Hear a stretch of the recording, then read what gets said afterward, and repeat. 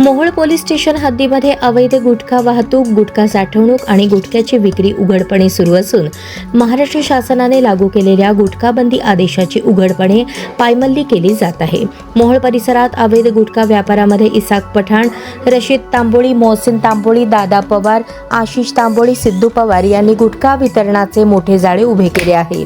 मिळालेल्या माहितीनुसार या अवैध धंद्याला मोहोळ पोलीस स्टेशन अंतर्गत डीबी पथकातील संदीप सावंत तसेच वसुली करणारे हेंबाडे यांच्याकडून संरक्षण दिले जात असल्याचा गंभीर आरोप होत आहे। यामुळे संबंधित गुटखा माफिया हे कायद्याची भीती न बाळगता खुलेआम अवैध गुटखा विक्री करत आहेत। ही अत्यंत चिंताजनक बाब असून स्थानिक पातळीवर तक्रार देऊनही संबंधितांवर प्रभावी कारवाई होत नाही। त्यामुळे मोहोळ तालुक्यात अवैध गुटखा व्यापार करणाऱ्या सर्व इसमांवर गुन्हे दाखल करून कायदेशीर कारवाई करण्यात यावी, यासाठी पॅन्थर पॉवर संघटनेकडून गणेश जाधव यांनी आझाद मैदानावर एक दिवसीय लाक्षणिक उपोषण केले।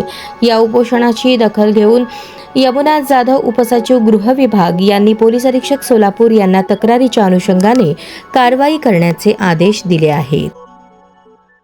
मी गणेश शिवाजी जाधव, पॅन्थर पॉवर सामाजिक संघटनेचा मी पश्चिम महाराष्ट्राचा अध्यक्ष आहे। सोलापूर जिल्ह्यातील मोहोळ पोलीस स्टेशनच्या अंतर्गत येणाऱ्या गुटखा माफियांच्या विरोधात मी गेले 25/3/2026 रोजी जिल्हा ग्रामीण पोलीस अधीक्षक साहेब यांच्याकडे तक्रार अर्ज दिलेली होती।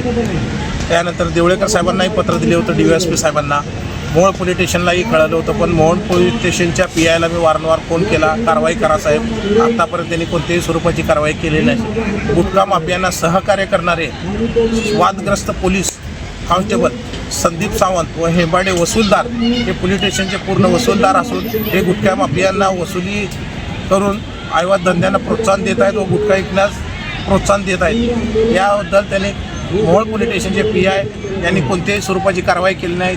त्यामुळे मी आझाद मैदान पोलीस स्टेशन येथे मी आज आंदोलन करत आहे।